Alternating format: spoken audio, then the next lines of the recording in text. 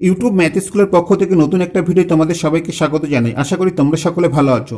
আজ আমরা এই ভিডিওতে পশ্চিমবঙ্গ মধ্যশিক্ষা পর্ষদের টেস্ট পেপার 2024-2025 পেজ নাম্বার 443 অঙ্কগুলি সমাধান করব। তা দেখো, এক দাগে কি আছে? এক দাগে দেখতে পাচ্ছি সঠিক উত্তরটি নির্বাচন করো।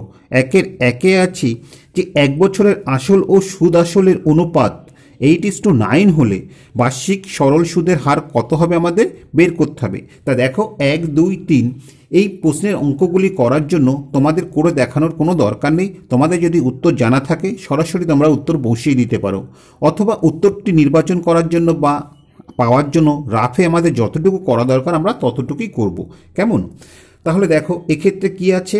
এক্ষেত্রে আসল পি সমান আমরা কি ধরতে পারি? আমরা 8x ধরতে পারি। এবং সুদ আসল অর্থাৎ ইন্টারেস্ট প্লাস আসল এটি সমান আমরা 9x ধরতে পারি।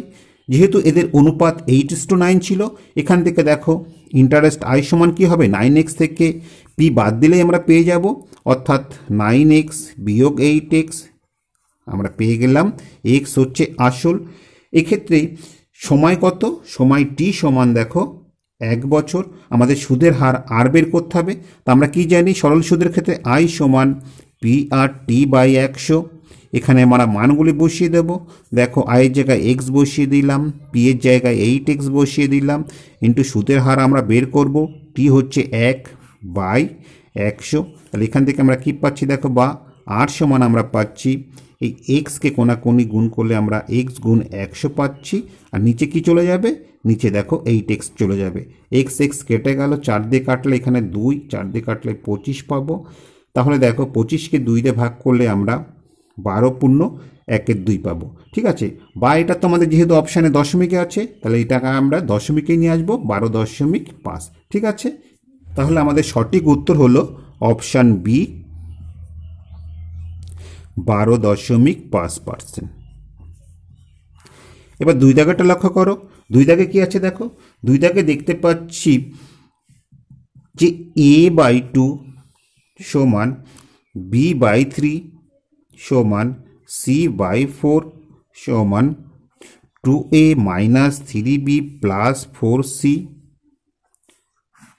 বাই পি হলে পি এর মান আমাদের কি বের করতে হবে? তাহলে এটি সমান আমরা এক্স ধরে নিই, যেখানে এক্স নট ইকুয়াল টু 0।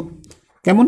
তাহলে এখান থেকে আমরা কি পাচ্ছি? দেখো, আমরা পাচ্ছি a/2 সমান এক্স, বা এ সমান কি হবে? কোনাকুনি গুণ করলে আমরা 2x পেলাম। ঠিক একইভাবে দেখো, বি সমান আমরা 3x পাবো, সি সমান আমরা 4x পাবো, এবং 2a - 3b প্লাস 4c এটা সমান আমরা px পাবো। ঠিক আছে? এবার দেখো, এই ক্ষেত্রে আমরা মানগুলি বসিয়ে দিই। তাহলে এর জায়গায় আমরা 2x বসিয়ে দিচ্ছি এবং একবারে গুণ করে বসিয়ে দিচ্ছি। তাহলে কি হচ্ছে? দেখো, আমরা পাচ্ছি 4x মাইনাস বি এর জায়গায় 3x বসালে দেখো 3 3 9x হচ্ছে, প্লাস সি এর জায়গায় 4x বসালে 4 4 16, 16x পাচ্ছি। এটি সমান px হচ্ছে। বা এখান থেকে দেখো, 16 আর 4 যোগ করলে 20, 20 থেকে 9 বিয়োগ করলে আমরা 11x পাচ্ছি। এটি সমান px। এবার উভয় পক্ষ থেকে আমরা x কেটে দিতে পারি, অতএব উভয় পক্ষ থেকে x কেটে দিলে p সমান আমরা 11 পাবো। ঠিক আছে? তাহলে দেখো, p সমান 11 এটি কোন অপশানে আছে? এটি দেখো অপশান ডিতে আছে, অতএব সঠিক উত্তর হবে অপশান ডি, 11। কেমন? এবার 3-এরটা লক্ষ্য করো। 3-এরটা কি আছে দেখো? 3-এরটায় দেখতে পাচ্ছি যে এখানে একটি চিত্র দেওয়া আছে এবং বলা আছে যে অকেন্দ্র বৃত্তির ABCD বৃত্তস্থ চতুর্ভুজ কোণ ADC সমান 130 ডিগ্রি হলে কোণ ACB এর মান কত আমাদের বের করতে হবে। তাহলে প্রথমে এখানে আমরা চিত্রটা অঙ্কন করে নিই।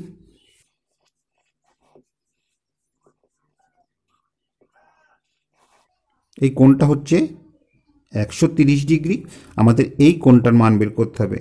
ঠিক আছে? তাহলে আমরা নাম দিয়ে দিই, এটা এ বি সি ডি। তাহলে লক্ষ্য করো, এক্ষেত্রে ABC হচ্ছে বৃত্তস্থ চতুর্ভুজ। আমরা জানি বৃত্তস্থ চতুর্ভুজের বিপরীত কোণগুলি পরস্পর সম্পূরক কোণ হয়, অর্থাৎ তাদের সমষ্টি 180 ডিগ্রি হয়। তাহলে এই কোণটা যদি 130 ডিগ্রি হয়, স্বাভাবিকভাবে এই কোণটা কত হবে? 180 থেকে 130 বাদ দিলে পেয়ে যাব। অতএব কোণ ABC সমান কি হচ্ছে? দেখো, 180 ডিগ্রি বিয়োগ 130 ডিগ্রি, অতএব আমরা 50 ডিগ্রি পেয়ে গেলাম এই কোণটা। আবার এক্ষেত্রে দেখতে পাচ্ছি যে এই বিসি হচ্ছে অকেন্দ্রবৃত্তের ব্যাস, অর্থাৎ এক্ষেত্রে বিএসি এই যে কোণটা, এই কোণটা হচ্ছে অর্ধবৃত্তস্থ কোণ। আর অর্ধবৃত্তস্থ কোণ কি হয়? সমকোণ হয়, এটা আমরা জানি। অতএব এখান থেকে আমরা লিখতে পারি বিএসি সমান 90 ডিগ্রি। এবার লক্ষ্য করো, এ বিসি এই ত্রিভুজের আমরা বি কোণ পেয়ে গেছি, এ কোণ পেয়ে গেছি, তাহলে স্বাভাবিকভাবে আমরা সি কোণটা বের করতে পারবো। অতএব কোণ এসিবি সমান কি হবে? আমরা জানি ত্রিভুজের তিনটি কোণের সমষ্টি 180 ডিগ্রি। 180 ডিগ্রি থেকে এই দুটি কোণের সমষ্টি অর্থাৎ 50 ডিগ্রি এবং 90 ডিগ্রি, এটি বাদ দিলেই আমরা পেয়ে যাব। তাহলে দেখো 50 আর 90 যোগ করলে 140 পাবো। 140 থেকে 180 বিয়োগ করলে 40 ডিগ্রি হয়ে যাবে আমাদের এক্সের মান। তাহলে 40 ডিগ্রি কোন অপশানে আছে? অপশান ডিতে আছে। অতএব আমাদের সঠিক উত্তর হবে অপশান ডি, 40 ডিগ্রি। এবার চার দাগেরটা দেখো, চার দাগে কি আছে? চার দাগে দেখতে পাচ্ছি 2 cos 3 থিটা সমান 1 হলে থিটার মান আমাদের বের করতে হবে। তাহলে দেখো এখান থেকে আমরা লিখতে পারি cos 3 থিটা সমান 1/2। ঠিক আছে, 2 নিচে চলে গেল। তাহলে cos কত ডিগ্রির মান হাফ? আমরা জানি cos 60 ডিগ্রির মান হাফ। অতএব cos 3 থিটা সমান cos 60 ডিগ্রি। এবার উভয় পক্ষ থেকে cos তুলে দিলে আমরা পাচ্ছি 3 থিটা সমান 60 ডিগ্রি। অতএব থিটা সমান কি হবে? এই 60কে 3 দিয়ে ভাগ করতে হবে, অতএব আমরা 20 ডিগ্রি পেরবো। তো এই 20 ডিগ্রি কোন অপশানে আছে? দেখো অপশান সিতে আছে। অতএব আমাদের সঠিক উত্তর হচ্ছে অপশান সি, 20 ডিগ্রি। এবার 1/5টা লক্ষ্য করো। 1/5 কি আছে দেখো? 1/5 দেখতে পাচ্ছি যে একটি লম্বাবৃত্তাকার শঙ্কুর ব্যাসার্ধের দৈর্ঘ্য একই রেখে উচ্চতা দ্বিগুণ করলে শঙ্কুর আয়তন বৃদ্ধি পায় কত % আমাদের বের করতে হবে। তাহলে শঙ্কুর আয়তন বের করার জন্য শঙ্কুর ব্যাসার্ধ এবং উচ্চতা দরকার হয়, সেটি আমরা আর একক এবং এইচ একক ধরে নিই। তাহলে দেখো প্রথম কথা শঙ্কুর আয়তনকে যদি আমরা ভি ধরি, তাহলে ভি সমান আমরা কি লিখতে পারি? আমরা লিখতে পারি 1/3 পাই আর স্কয়ার এইচ। তাহলে এটি হচ্ছে প্রথম অবস্থায় শঙ্কুর আয়তন। এবার দ্বিতীয় অবস্থায় ব্যাসার্ধকে একই রেখে উচ্চতা দ্বিগুণ করেছে, অর্থাৎ দ্বিতীয় ক্ষেত্রে দেখো আয়তন কি হচ্ছে? 1/3 পাই আর স্কয়ার এইচের জায়গায় আমরা 2h বসিয়ে দিলাম। ঠিক আছে, এবার গুণ করলে দেখো আমরা কি পাচ্ছি? 2 × 1/3 পাই আর স্কয়ার এইচ। অর্থাৎ এক্ষেত্রে 1/3 পাই আর স্কয়ার এইচ আছে, এই ক্ষেত্রেও আমরা 1/3 পাই আর স্কয়ার এইচ এইভাবে রেখে দিলাম। তাহলে এখানে আমরা পাচ্ছি কি? 2 × 1/3 পাই আর স্কয়ার এইচের জায়গায় আমরা ভি বসিয়ে দিতে পারি, অর্থাৎ 2v। তাহলে আগে আয়তন ছিল ভি একক, এখন আমরা কি পেলাম? 2v একক। অর্থাৎ বৃদ্ধি কি পেল? তাহলে 2v থেকে ভি বিয়োগ করলে আমরা পেয়ে যাব মোট বৃদ্ধি ভি। ঠিক আছে, যেহেতু আমরা শতকরা বৃদ্ধি বের করব, তাহলে শতকরা বৃদ্ধি সমান কি হচ্ছে দেখো? মোট কত বৃদ্ধি পেয়েছে? ভি একক বৃদ্ধি পেয়েছে কত এককের মধ্যে? ভি এককের মধ্যে। আর যেহেতু শতকরা বের করছি, তাহলে কি 100 দিয়ে গুণ করে পার্সেন্ট চিহ্ন বসিয়ে দেবো। উপর নিচে দেখো ভি কেটে গেল, অর্থাৎ আমরা পেলাম 100% হচ্ছে বৃদ্ধি। তাহলে এই 100% কোন অপশানে আছে? আমরা দেখতে পাচ্ছি অপশান এতে আছে। অতএব আমাদের সঠিক উত্তর হচ্ছে অপশান এ, 100%। তো আশা করি অঙ্কটি তোমরা বুঝতে পেরেছ। এবার 6টা লক্ষ্য করো। 6-এ কি আছে দেখো? 6-এ দেখতে পাচ্ছি যে একটি পোস্টের ভূমিতলের ছায়ার দৈর্ঘ্য পোস্টের উচ্চতার 3 গুণ হলে সূর্যের উন্নতি কোণ কী হবে আমাদের বের করতে হবে। তাহলে অঙ্কটি একটু বুঝে নেওয়া যাক। এটি আমরা পোস্টের উচ্চতা ভাবছি এবং ছায়ার দৈর্ঘ্য এই উচ্চতা 3 গুণ, অর্থাৎ উচ্চতা যদি x হয় তবে ছায়ার দৈর্ঘ্য কত? 3x। তাহলে সূর্যের উন্নতি কোণ, অর্থাৎ এই যে কোণটা, এই থিটা কোণটা আমরা ধরে নিই, এই কোণটার মান আমাদের বের করতে হবে। তাহলে দেখো সমকোণী ত্রিভুজের ক্ষেত্রে আমরা কি জানি?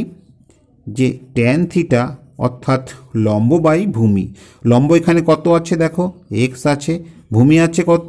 3x আছে। তাহলে এটি কাটাকাটি করলে দেখো x কেটে গেল, আমরা 1/3 পাচ্ছি। তাহলে দেখো এক্ষেত্রে যে মানগুলি দেওয়া আছে, যে ট্যান 30 ডিগ্রি থিটার জায়গায় যদি আমরা 30 ডিগ্রি বসাই, সেক্ষেত্রে আমরা কত পাবো? সেক্ষেত্রে আমরা 1/√3 পাবো। ট্যান 45 ডিগ্রি, সেক্ষেত্রে আমরা এই মানটা 1 পাবো। তারপর দেখো ট্যানের জায়গায় থিটার জায়গায় যদি 60 ডিগ্রি বসাই, ট্যান 60-র মান √3 হতো। তাহলে এক্ষেত্রে কত আছে? সেই সমস্ত কিছুই নেই, আছে 1/3। অতএব অপশান এ বি সি যেইগুলি আছে সেগুলি কোনোটিই হচ্ছে না। তাহলে আমাদের সঠিক উত্তর হবে কি? আমাদের সঠিক উত্তর হবে অপশান ডি, কোনোটিই নয়।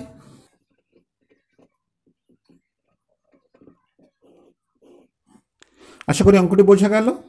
এবার দুই দাগেরগুলো দেখো, দুই দাগে কী আছে, শূন্যস্থান পূরণ করো। দুইয়ের একে কী আছে দেখো, একে দেখতে পাচ্ছি আনিসুর 500 টাকা 9 মাসের জন্য এবং ডেভিড 600 টাকা 5 মাসের জন্য একটি যৌথ ব্যবসায় নিয়োজিত করে, তাদের লাভ্যাংশের অনুপাত হবে ড্যাশ। অর্থাৎ এক্ষেত্রে যে কারবারটা আছে সেটি হচ্ছে মিশ্র অংশীদারি কারবার। তাহলে মিশ্র অংশীদারি কারবারের ক্ষেত্রে আমরা নিয়োজিত মূলধনকে একটি নির্দিষ্ট সময়ের সাপেক্ষে বের করে নিই, সেটি হচ্ছে 1 মাস এক্ষেত্রে। তাহলে দেখো কি হচ্ছে, 500 টাকা 9 মাসের জন্য কেটেছে, তাহলে সেই লাভটা 1 মাসে পেতে গেলে ডেভিডকে 500 × 9 এই টাকাটা খাটাতে হতো। ঠিক একইভাবে দেখো ডেভিড 600 টাকা 5 মাস খাটিয়ে যে টাকা লাভ পেয়েছে সেই লাভটা যদি 1 মাসে তুলতে হতো তাহলে ডেভিডকে 600 × 5 অর্থাৎ এই টাকাটা খাটাতে হতো। তাহলে এটি হচ্ছে আনুসারের মূলধন হতো, এটি হচ্ছে ডেভিডের মূলধন হতো। তাহলে এই দুটির অনুপাত করলেই আমরা লাভ্যাংশের অনুপাত পেয়ে যাব, কেননা আমরা জানি লাভ্যাংশের অনুপাত সর্বদা নিয়োজিত মূলধনের অনুপাতেই হয়। তাহলে দেখো এই ক্ষেত্রে কী পাচ্ছি, 5 নং 45 অর্থাৎ 4500 = 5 6 30 অর্থাৎ 3000। আমরা যদি 1500কে দিয়ে ভাগ করি তাহলে এই ক্ষেত্রে আমরা পাবো 3:2 অর্থাৎ শূন্যস্থানে আমরা 3:2 বসাবো। এবার দুইয়েরটা লক্ষ্য করো, দুইয়েরটা কি আছে, একটি গোলকের ব্যাসার্ধ আর এবং আয়তন ভি হলে ভি ভ্যারিজাস কি হবে। তা আমরা দেখো আয়তন ভি সমান কি জানি গোলকের ক্ষেত্রে 4/3 পাই আর কিউ, এটা আমরা জানি। যে ক্ষেত্রে 4/3 পাই হচ্ছে ধ্রুবক, অতএব আমাদের কি হবে, ভি ভ্যারিজাস আর কিউ। তাহলে শূন্যস্থানে আমাদের আর কিউকে বসাতে হবে। 3 দাগেরটা দেখো, 3-এ কি আছে, 3-এ দেখতে পাচ্ছি যে √3 - 5 এর অনুবন্ধীকরণে কি হবে। তাহলে দেখো এর অনুবন্ধীকরণই হবে -√3 - 5। ঠিক আছে, অনুবন্ধীকরণের সময় সর্বদা আমাদের যে রুট থাকবে তার আগের চিহ্নটাই পাল্টাতে হবে, কেমন। তাহলে এক্ষেত্রে এর অনুবন্ধীকরণই হবে -√3 - 5।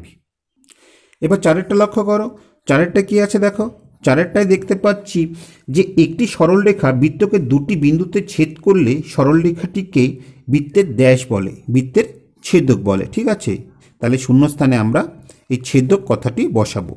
এবার 5-এরটা লক্ষ্য করো, 2-এর 5-এ কি আছে, 2-এর 5-এ দেখতে পাচ্ছি যে sin 12 degree into cos 18 degree into sec 78 degree into cosec 72 degree. ঠিক আছে, তাহলে এক্ষেত্রে যে কোনো দুটোকে পরিবর্তন করতে হবে। আমরা সেক আর কোসেককে পরিবর্তন করছি, সাইন আর কসকে রেখে দিচ্ছি। তাহলে আমরা sin 12 degree into cos 18 degree রেখে দিলাম। এটিকে আমরা লিখতে পারি যে সেক 90 ডিগ্রি মাইনাস 12 ডিগ্রি। ঠিক আছে, 78 ডিগ্রিকে আমরা এভাবে রাখতে পারি। ঠিক একইভাবে দেখো কোসেককে আমরা কিভাবে লিখতে পারি, কোসেককে আমরা লিখতে পারি 90 ডিগ্রি মাইনাস 18 ডিগ্রি, কেমন। তাহলে দেখো এখান থেকে আমরা পাচ্ছি sin 12 degree into cos 18 degree into, তা দেখো সেক 90 ডিগ্রি মাইনাস থিটার সমান আমরা কি জানি, কোসেক থিটা। অতএব আমরা পাবো কোসেক 12 ডিগ্রি ইন্টু, ঠিক একইভাবে দেখো কোসেক 90 ডিগ্রি মাইনাস থিটার সমান আমরা জানি কস সেক থিটা। তাহলে এই ক্ষেত্রে কি হচ্ছে, সেক থিটার জায়গায় কত আছে 18 ডিগ্রি, অর্থাৎ আমরা সেক 18 ডিগ্রি পাবো। তাহলে এখান থেকে আমরা পাচ্ছি দেখো sin 12 degree into cos 18 degree into, দেখো কোসেককে আমরা কি লিখতে পারি 1/sin 12 ডিগ্রি লিখতে পারি। ঠিক একইভাবে সেককে আমরা লিখতে পারি 1/cos 18 ডিগ্রি। এবার দেখো এই cos 18 ডিগ্রি কেটে কাটা গেল, sin 12 কেটে গেল, অতএব আমরা কি পেলাম, আমরা 1 পেলাম। তাহলে শূন্যস্থানে আমাদের কি বসাতে হবে, 1 বসাতে হবে। এবার পরেরটা লক্ষ্য করো, 6 দাগে কি আছে দেখো, 6-এ দেখতে পাচ্ছি যে 5 8 7 8 9 10 11 12 13 14 15 প্রদত্ত রাশির মধ্যে মধ্যমা হলো কি আমাদের বের করতে হবে। তাহলে মধ্যমা বের করতে গেলে প্রদত্ত রাশিগুলোকে আমাদের প্রথমে ঊর্ধ্বক্রমে সাজাতে হবে। তাহলে ঊর্ধ্বক্রমে সাজালে আমরা কি পাচ্ছি দেখো 5 7 8, 8 9 10 11 12 13 14 15। এবার এখানে কতগুলি রাশি আছে? একটা, দুটো, তিনটে, চারটে, পাঁচটা, ছটা, সাতটা, আটটা, নটা, 10টা, 11টা। তাহলে এদিক থেকে 5টাকে বাদ দিয়ে এবং এদিক থেকে 5টাকে বাদ দিলে মাঝে আমরা কি পাচ্ছি? মধ্যমা 10 পাচ্ছি। অতএব শূন্যস্থানে আমাদের 10 বসাতে হবে। এবার 3 দাগেরগুলো লক্ষ্য করো। 3-এ কি আছে? 3-এ দেখতে পাচ্ছি সত্য বা মিথ্যা লেখো। 3-এর 1-এ কি আছে দেখো? 3-এর 1-এ আছে 3x² প্লাস 10x প্লাস 3 সমান 0। এই সমীকরণের বীজদ্বয় পরস্পর অনন্যক। তাহলে সমীকরণের বীজদ্বয় আমরা আলফা আর বিটা ধরে নিচ্ছি। তাহলে দেখো সমীকরণের বীজদ্বয় যদি পরস্পর অনন্যক হয় তাহলে এই বীজদ্বয়ের গুণফল কিন্তু আমরা 1 পাবো। ঠিক আছে, তাহলে সেক্ষেত্রে দেখো এই বীজদ্বয়ের গুণফল কি হচ্ছে? আলফা ইন্টু বিটা সমান আমরা কি জানি? আমরা জানি ধ্রুবক পদ, অর্থাৎ এক্ষেত্রে 3 আছে এবং বাই x² সহ এক্ষেত্রে 3 আছে। 3কে 3 দিয়ে ভাগ করলে আমরা 1 পেলাম, অর্থাৎ বীজদ্বয়ের গুণফল আমরা 1 পেলাম। তাহলে এটি কখন সম্ভব? যখন এই বীজদ্বয় পরস্পরের অনন্যক হবে তখনই সম্ভব। অতএব এই যে বিবৃতিটি আছে এই বিবৃতিটি কি হবে? সত্য হবে। কেমন? তারপরে দেখো 2 দাগে কি আছে? 2 দাগে দেখতে পাচ্ছি যে √π একটি দ্বিঘাত করণী। তাহলে এই যে বিবৃতিটি, এই বিবৃতিটি হচ্ছে সম্পূর্ণ মিথ্যা, এটা আমরা জানি। ঠিক আছে, তাহলে 2 দাগে আমরা মিথ্যা বসিয়ে দেব। 3 দাগ দেখো কি আছে? 3 দাগে আছে যে একটি নিরেট গোলকের ব্যাসার্ধের দৈর্ঘ্য দ্বিগুণ করলে গোলকের আয়তন দ্বিগুণ হবে। তাহলে একটু দেখা দরকার। আমরা ব্যাসার্ধকে যদি r ধরি তাহলে গোলকের আয়তন আমরা কি পাবো? 4/3 πr³ পাবো। ঠিক আছে, এটি হচ্ছে গোলকের আয়তন। এইবার কি বলেছে? যে ব্যাসার্ধকে দ্বিগুণ করেছে, অর্থাৎ সেক্ষেত্রে গোলকের আয়তন কি হচ্ছে দেখো? 4/3 πr এর জায়গায় আমরা 2r বসিয়ে দিলাম। যেহেতু r ছিল তাকে দ্বিগুণ করেছি, তাহলে 2r। এটি করলে কি হচ্ছে দেখো? 2কে কিউ করলে আমরা 8 পাচ্ছি, অর্থাৎ 8 গুণ 4/3 π, এদিকে rকে কিউ করলে r³। অর্থাৎ আগে পেয়েছিলাম 4/3 πr³, এখন 4/3 πr³ কত গুণ পেলাম? 8 গুণ পেলাম। অতএব যে বিবৃতিটি আছে সেই বিবৃতিটি কি হবে? মিথ্যা হবে। এবার 4 দাগে দেখো। 4 দাগে কি আছে? 4-এ আছে যে sin² মাইনাস cos² সমান হাফ হলে cos⁴θ মাইনাস sin⁴θ মান 2 হবে। তাহলে চলো দেখা যাক এখানে কি দেওয়া আছে। দেওয়া আছে cos⁴θ মাইনাস sin⁴θ। এটিকে আমরা কিভাবে লিখতে পারি দেখো? আমরা লিখতে পারি না, প্রথমে আছে cos। ঠিক আছে, তাহলে দেখো এখানে আমরা পাচ্ছি cos² এর হোল স্কয়ার মাইনাস sin² এর হোল স্কয়ার। এটি সমান আমরা কি লিখতে পারি? এটি সমান আমরা লিখতে পারি দেখো a² মাইনাস b² এর যে সূত্র a plus b into a minus b, অর্থাৎ আমরা পাবো cos² plus sin² into cos² minus sin²। ঠিক আছে, cos² প্লাস sin² এটার সমান আমরা 1 জানি এবং cos² মাইনাস sin² এটার মান কত বলে দেওয়া আছে? হাফ বলে দেওয়া আছে। তাহলে এক্ষেত্রে আমরা হাফ বসিয়ে দিলাম, অর্থাৎ 1কে হাফ দিয়ে গুণ করলে আমরা হাফ পাবো। কিন্তু এখানে কি বলা আছে? cos⁴θ মাইনাস sin⁴θ এর মান হচ্ছে 2। অতএব যে বিবৃতিটি আছে সেই বিবৃতিটি কি? মিথ্যা। এবার তারপরেরটা লক্ষ্য করো। তারপরে কি আছে? যে যদি 6, 7, x, 8, y, 14 এই তথ্যের যৌগিক গড় 9 হয় তবে x প্লাস y সমান 19 হবে। তাহলে আমরা দেখে নিই। দেখো তথ্যগুলি কি আছে? 6 যোগ 7 যোগ x যোগ 8 যোগ y যোগ 14। তাহলে এখানে কটি তথ্য পেলাম? 1টা, 2টো, 3টে, 4টে, 5টা, 6টা। তাহলে এই সমষ্টিকে আমাদের 6 দিয়ে ভাগ করতে হবে। এটি সমান কত বলা আছে? এর গড়, এর গড় বলা আছে 9। কেমন? এবার দেখি এখান থেকে x প্লাস y এর মান আমরা কি পাই। তাহলে দেখো 6 আর 7 13, 13 আর 8 হচ্ছে 21, 21-এর সঙ্গে 14 যোগ করলে আমরা 35 পাবো। অতএব আমরা পাচ্ছি দেখো x প্লাস y। আর এক্ষেত্রে কি হচ্ছে? কোনাকুনি গুণ করলে 6 নং 54, তাহলে 54 পেলাম এবং সেই 35কে সমান চিহ্নে উপাশে নিয়ে গেলে কি হবে? বিয়োগ হয়ে যাবে, অর্থাৎ আমরা বিয়োগ 35 পাবো। অতএব দেখো x প্লাস y সমান কি হচ্ছে? 54 থেকে 35 বিয়োগ করলে আমরা 19 পেলাম। অতএব যে বিবৃতিটি আছে বিবৃতিটি কি? সত্য। এবার 6টা লক্ষ্য করো। 6টা কি আছে দেখো? 6টায় দেখতে পাচ্ছি যে সমকোণিক ত্রিভুজের অতিভুজকে ব্যাস করে বৃত্ত অঙ্কন করলে বৃত্তটি সমকোণিক বিন্দুতে যাবে। তাহলে দেখো এই অতিভুজকে ব্যাস করে যদি আমরা বৃত্ত অঙ্কন করি তাহলে বৃত্তটি ঠিক এই রকম হবে, ঠিক আছে। এই যে সমকোণিক বিন্দু আছে এই সমকোণিক বিন্দুতেই যাবে, অর্থাৎ এই বিবৃতিটি কি, এই বিবৃতিটি হচ্ছে সত্য। তো এবার 4 দাগেরটা লক্ষ্য করো, 4-এ কি আছে দেখো, 4-এ দেখতে পাচ্ছি নিম্নলিখিত প্রশ্নগুলির উত্তর দাও।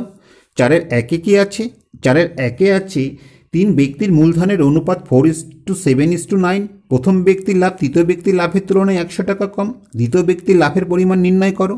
তাহলে এক্ষেত্রে দেখো আমরা জানি যে প্রাপ্ত লাভ্যাংশের অনুপাত সর্বদা মূলধনের অনুপাতের সমান হয়, অতএব এখান থেকে আমরা লিখতে পারি লাভ্যাংশের অনুপাত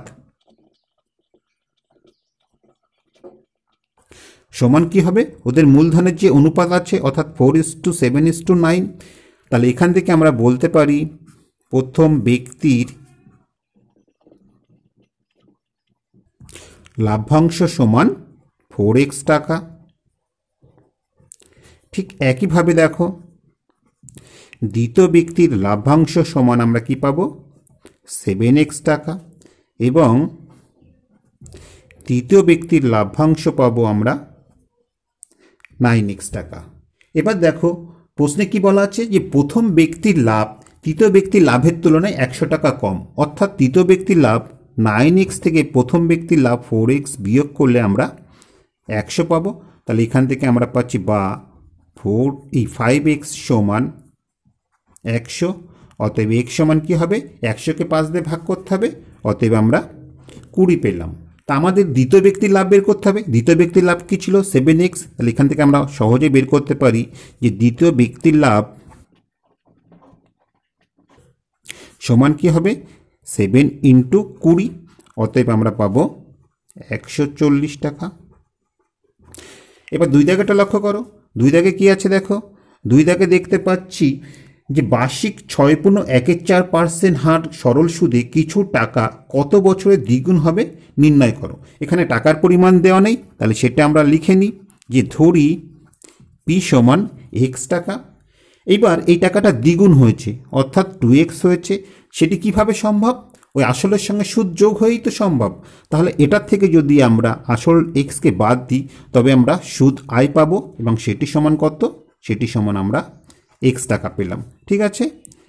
এবার এক্ষেত্রে দেখো সুদের হার আর সমান বলা আছে কত 6.14%, অর্থাৎ এখান থেকে আমরা পাচ্ছি 4×4 = 25/4%। আমাদের সময় টি এর মানটা বের করতে হবে। তাহলে দেখো সরল সুদের ক্ষেত্রে আমরা কি জানি, আই সমান PR/T/100। এবার আমরা এখানে মানগুলি বসিয়ে দিচ্ছি।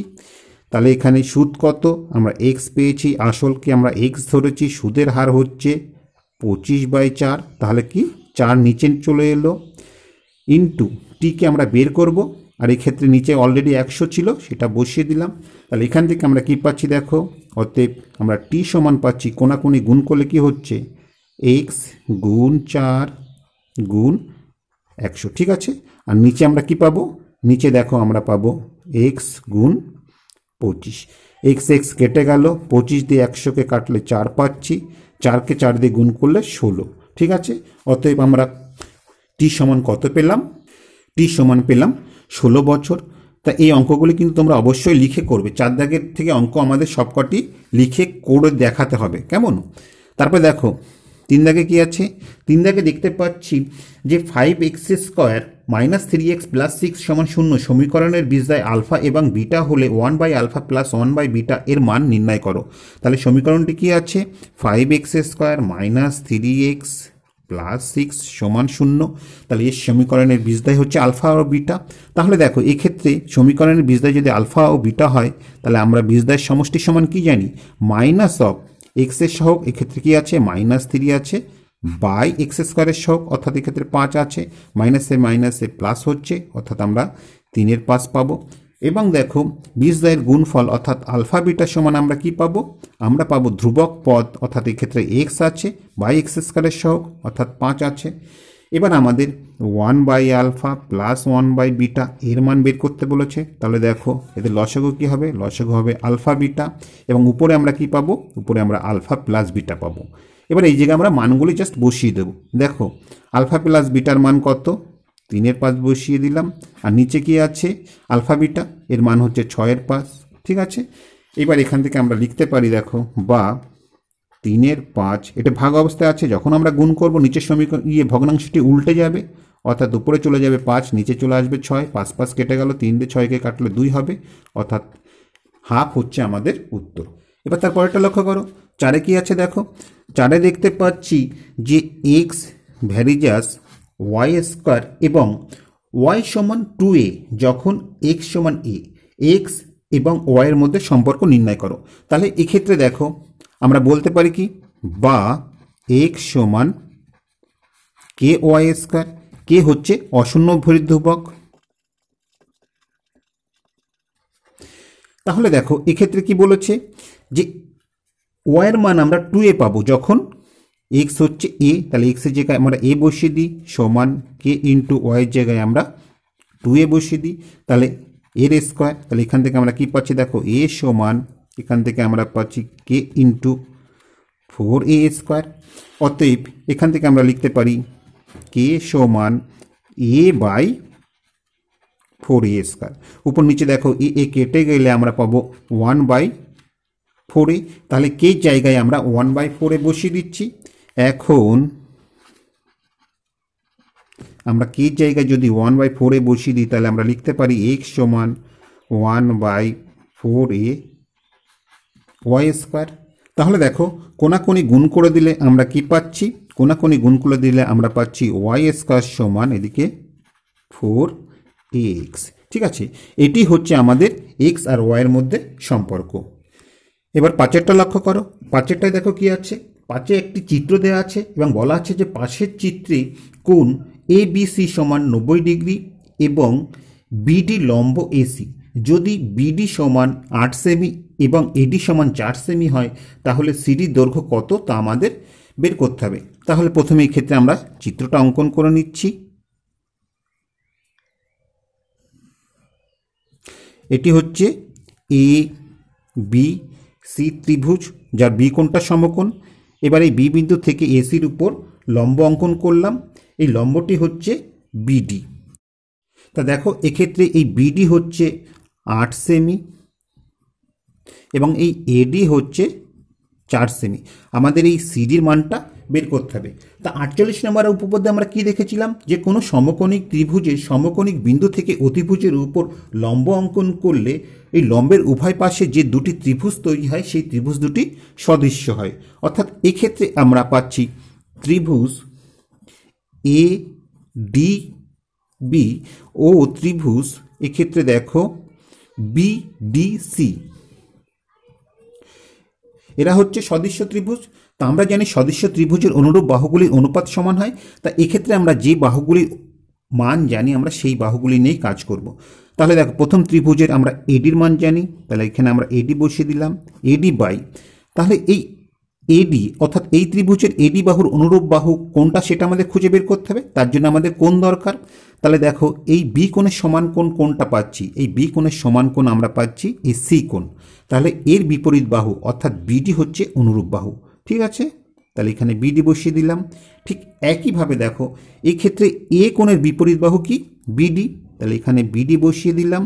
এবং এই ত্রিভুজের এই যে এ কোণের সমান কোণ কোনটা সেটা আমাদের খুঁজে বের করতে হবে, সেই সমান কোণটা হচ্ছে আমাদের এই কোণটা অর্থাৎ বি কোণটা। তাহলে এর বিপরীত বাহু কি, সিডি, তাহলে এর অনুরূপ বাহু হবে সিডি। ঠিক আছে, আমাদের অনুরূপ বাহু খোঁজার জন্য আমাদের আগে সমান কোণগুলিকে খুঁজে বের করতে হয়, তাই না? তাহলে এক্ষেত্রে আমরা মানগুলি বসিয়ে দিই। দেখো এডির মান 4 বসিয়ে দিলাম, বিডির মান 8 আছে বসিয়ে দিলাম, এক্ষেত্রে বিডির মান 8 আছে বসিয়ে দিলাম, এক্ষেত্রে সিডির মান আমরা বের করব। তাহলে আমরা কোনাকুনি গুণ করলে আমরা পাচ্ছি 4 সিডি সমান 8 64, বা সিডি সমান কি হবে, এই 64কে আমাদের 4 দিয়ে ভাগ করতে হবে, 64কে 4 দিয়ে ভাগ করলে আমরা 16 পাবো।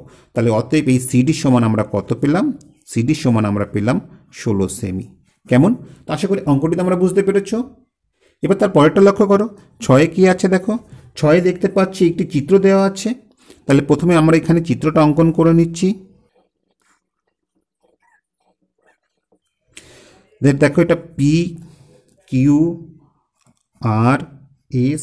তাহলে দেখো এক্ষেত্রে কি বলা আছে যে পি কিউ আর এই কোণের সমদ্বিখণ্ডক হচ্ছে এস কিউ, আর এক্ষেত্রে দেখো এস কিউ আর এই কোণটা বলা আছে 35 ডিগ্রি, তাহলে স্বাভাবিকভাবে আমরা বলতে পারি এই কোণটার মানও 35 ডিগ্রি হবে।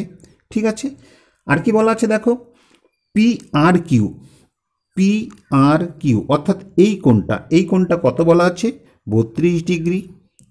তাহলে আমাদের কিউএসআর অর্থাৎ এই কোণের মানটা বের করতে হবে। কেমন? তাহলে আমরা প্রথমে ত্রিভুজ পি কিউ আর এর এই পি কোণটার মান বের করছি। পি কোণটার মান কি হবে দেখো, কিউ পি আর সমান আমরা পাবো ত্রিভুজের তিনটি কোণের সমষ্টি 180 ডিগ্রি। সেই 180 ডিগ্রি থেকে এই দুটি কোণের সমষ্টি বাদ দেবো। তাহলে এই কোণটা কি হচ্ছে দেখো, 35 আর 35 আমরা 70 ডিগ্রি পাচ্ছি, এবং এই কোণটা তো 32 ডিগ্রি বলা আছে। ঠিক আছে, তাহলে এখান থেকে আমরা পাচ্ছি দেখো 180 থেকে 32 আর 70 যোগ করলে আমরা 102 পাচ্ছি। তাহলে 102 বাদ দিলে আমরা 78 ডিগ্রি পেলাম এই কোণটার মান। এবার লক্ষ্য করো, এক্ষেত্রে আমরা দেখতে পাচ্ছি যে কিউআর এই চাপের উপর অবস্থিত বৃত্তস্থ কোণ কি, কিউপিআর অর্থাৎ এই কোণটা, এবং কিউএসআর এই কোণটা। তা আমরা জানি একই চাপের উপর অবস্থিত সকল বৃত্তস্থ কোণের মানই সমান হয়। অতএব এক্ষেত্রে আমরা বলতে পারি যে কোণ কিউএসআর সমান কোণ কিউপিআর সমান কত, 78 ডিগ্রি। তবে এই কথাগুলি কিন্তু তোমরা অবশ্যই লিখে নেবে যে একই চাপ দ্বারা গঠিত সকল বৃত্তস্থ কোণের মান সমান হয়, অতএব এই দুটি সমান। এইভাবে লিখে লিখে করতে হবে। কেমন? এবার তার পরেরটা লক্ষ্য করো, পরেরটায় কি আছে দেখো, পরেরটায় দেখতে পাচ্ছি যে একটি ত্রিভুজের কোণগুলির অনুপাত 1:1:2 হলে ত্রিভুজের বাহুগুলির অনুপাত কত আমাদের বের করতে হবে। তাহলে দেখো এখানে কোণগুলির অনুপাত বলে দিয়েছে। তাহলে আমরা প্রথমে ধরি যে কোণগুলি একটা x ডিগ্রি, আরেকটি x ডিগ্রি এবং আরেকটি 2x ডিগ্রি। আর যেহেতু এটি ত্রিভুজের তিনটি কোণের সমষ্টি কত, 180 ডিগ্রি, অর্থাৎ আমরা পাবো x ডিগ্রি যোগ x ডিগ্রি যোগ 2x ডিগ্রি, এটি সমান 180 ডিগ্রি। তাহলে এখান থেকে আমরা পাচ্ছি দেখো 4x ডিগ্রি সমান 180। তাহলে x ডিগ্রি সমান কি হচ্ছে, 180কে 4 দিয়ে ভাগ করতে হচ্ছে, আমরা 45 ডিগ্রি পাচ্ছি।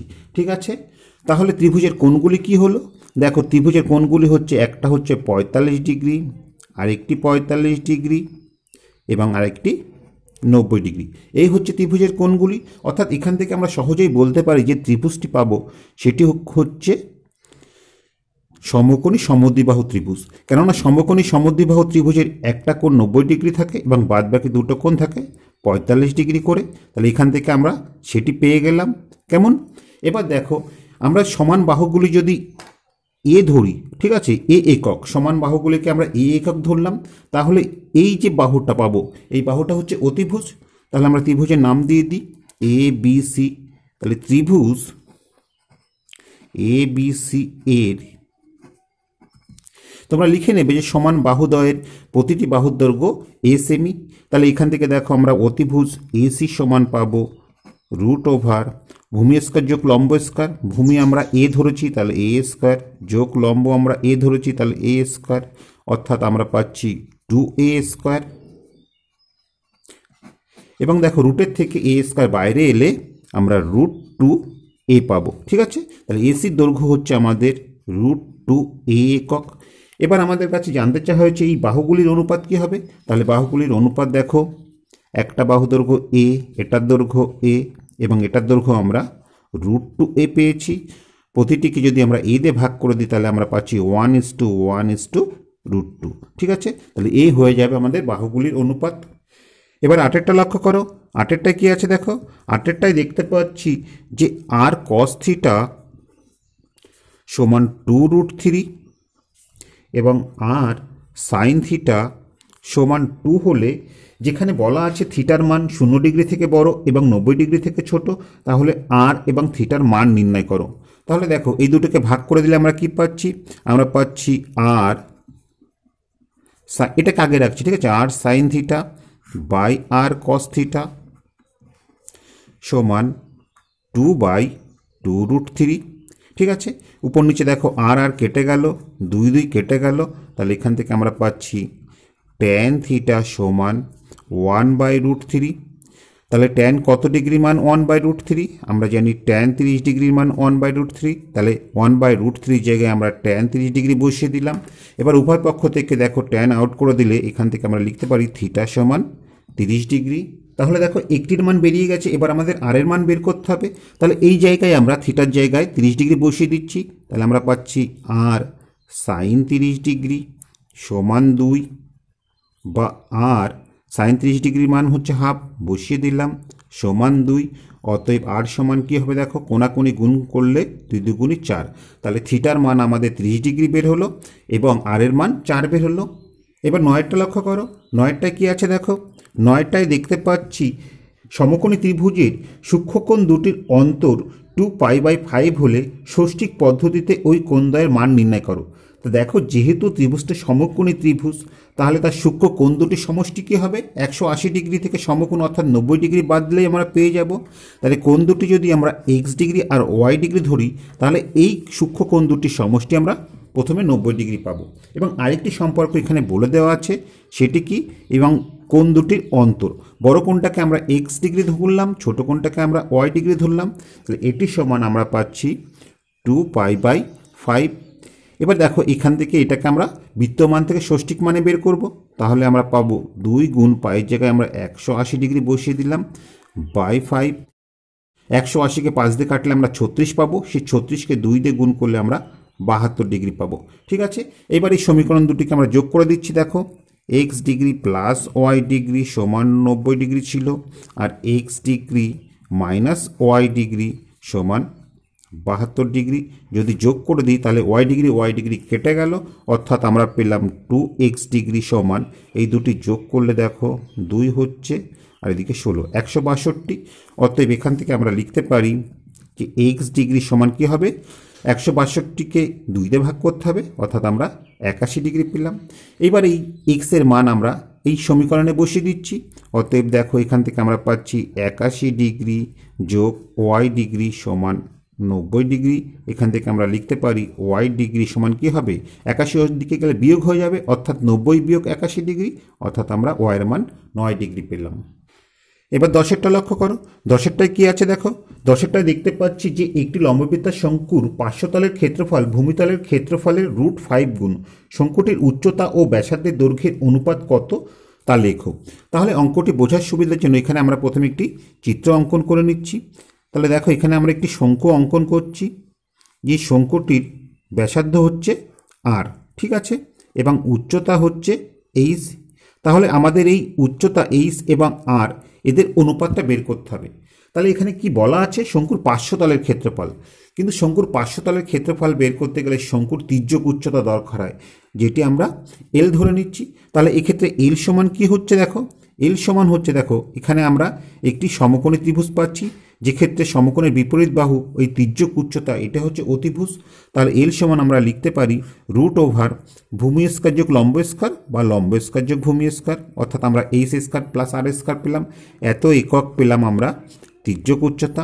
এবার এখানে কি কন্ডিশন বলা আছে, এই শঙ্কুটির পার্শ্বতলের ক্ষেত্রফল অর্থাৎ পাই আর l সমান ভূমিতলের ক্ষেত্রফলের √5 গুণ, তাহলে √5 ভূমিতলের ক্ষেত্রফল হচ্ছে পাই আর স্কয়ার। এবার দেখো আমরা উভয় পক্ষকে যদি পাই আর দিয়ে ভাগ করে দিই, তাহলে আমরা পাচ্ছি l সমান √5r, কেমন। এবার এক্ষেত্রে আমরা l এর মানটা বসিয়ে দিচ্ছি, তাহলে l সমান আমরা কি পেয়েছি, √over h square plus r square পেয়েছি, এটি সমান √5r, এবং রুটটাকে তোলার জন্য এবার আমরা উভয় পক্ষকে বর্গ করে দিচ্ছি। তাহলে কি হচ্ছে দেখো, রুট উঠে যাবে, অর্থাৎ আমরা পাবো h square plus r square, আর এদিকে আমরা পাবো 5r স্কয়ার। ঠিক আছে, এবার আটটাকে সমান চিহ্নের পাশে নিয়ে যাচ্ছি, তাহলে আমরা পাচ্ছি h স্কয়ার সমান 5r square minus r square, বা h স্কয়ার সমান আমরা পাবো 4r স্কয়ার। অতএব এখান থেকে আমরা লিখতে পারি দেখো, বা h square by r square সমান 4/1। ঠিক আছে, এবার উভয় পক্ষকে আমরা বর্গমূল করলে কি পাচ্ছি, অতএব h বাই r সমান 2/1। অতএব এখান থেকে আমরা পাচ্ছি দেখো h/r সমান 2:1। তা এটি তো আমাদের বের করতে বলেছিল যে শঙ্কুর উচ্চতা ও ব্যাসার্ধের অনুপাত, তাহলে সেটা আমাদের বের করা হয়ে গেল। এবার 11টা লক্ষ্য করো, 11টায় কী আছে দেখো, 11টায় দেখতে পাচ্ছি যে একটি আয়তঘনের তল সংখ্যা সমান এক্স, ধার সংখ্যা সমান ওয়াই, শীর্ষবিন্দু সংখ্যা সমান জেড এবং কর্ণের সংখ্যা পি হলে X minus Y plus Z plus P এর মান কত আমাদের বের করতে হবে। তা দেখো আয়তঘনের তল সংখ্যা এক্স সমান আমরা কত জানি, তল সংখ্যা এক্স সমান 6, যেহেতু আয়তঘনের 6টি তল থাকে। আয়তঘনের ধার সংখ্যা ওয়াই সমান কি, ওয়াই সমান দেখো আমরা জানি আয়তঘনের 12টি ধার আছে। ঠিক একইভাবে দেখো আয়তঘনের শীর্ষবিন্দু জেড সমান কত, আমরা জানি শীর্ষবিন্দুর সংখ্যা হচ্ছে 8টি এবং আয়তঘনের কর্ণের সংখ্যা পি সমান আমরা কত জানি, আমরা জানি 4টি। তাহলে এখানে দেখো কি দেওয়া আছে, দেওয়া আছে x minus Y plus Z plus p. এবার আমরা এখানে মানগুলি বসিয়ে দিই, এক্সের জায়গায় 6 বসিয়ে দিলাম, মাইনাস ওয়াই জায়গায় 12 বসিয়ে দিলাম, প্লাস জেডের জায়গায় 8 বসিয়ে দিলাম, প্লাস পি এর জায়গায় 4 বসিয়ে দিলাম। তাহলে এক্ষেত্রে দেখো 6 আর 8 14 আর 18, 18 থেকে 12 বিয়োগ করলে আমরা 6 পেলাম। কেমন? এবার 12টা লক্ষ্য করো, 12টায় কী আছে দেখো, 12টায় দেখতে পাচ্ছি যদি ইউ আই সমান এক্স আই মাইনাস 25/10 হয় এবং summation of F I U I সমান 20 এবং এক্ষেত্রে বলা আছে সামেশান অফ এফ আই সমান 100 হয়, তাহলে আমাদের যৌগিক গড় এক্স বারের কত বের করতে হবে। তাহলে দেখো এখান থেকে আমরা কি বলতে পারি, এখান থেকে আমরা দেখতে পাচ্ছি যে কাল্পনিক গড় এ সমান কত দেওয়া আছে, এ সমান 25 দেওয়া আছে এবং এক্ষেত্রে দেখো শ্রেণীদৈর্ঘ্য কত আছে, শ্রেণীদৈর্ঘ্য এইচ সমান 10 দেওয়া আছে। অতএব এখান থেকে আমরা সহজেই যৌগিক গড় এক্স বার সমান কি পাবো, A plus summation of F I U I by summation of F I into H. এবার আমরা এখানে মানগুলি পরপর বসিয়ে দিচ্ছি। তাহলে দেখো আমরা কল্পিত গড় 25 পেয়েছি, যোগ summation of F I you এর মান 20 দেওয়া আছে, সামেশন অফ এফ আই এর মান 100 দেওয়া আছে, শ্রেণীদৈর্ঘ্য এইচ সমান 10 দেওয়া আছে। তাহলে দেখো 0 0 0 0 কেটে গেল, অর্থাৎ আমরা কি পাচ্ছি 25, তার সাথে 2 যোগ, দুটো যোগ করলে আমরা 27 পাবো।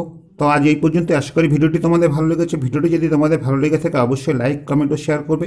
আর এই চ্যানেলে তোমরা যদি নতুন হয়ে থাকো প্লিজ সাবস্ক্রাইব করে নেবো, তার পাশাপাশি বেল বাটনটি ক্লিক করবে, কারণ আমরা যখনই কোনো নতুন ভিডিও আপলোড করবো তার নোটিফিকেশনটা সঙ্গে সঙ্গে তোমাদের কাছে পৌঁছে যাবে।